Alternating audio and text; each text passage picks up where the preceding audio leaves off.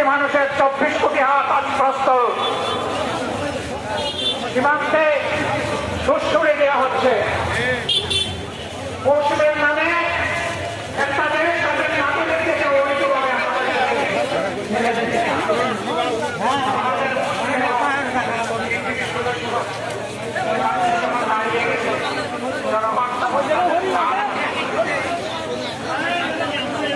এই টানা সারা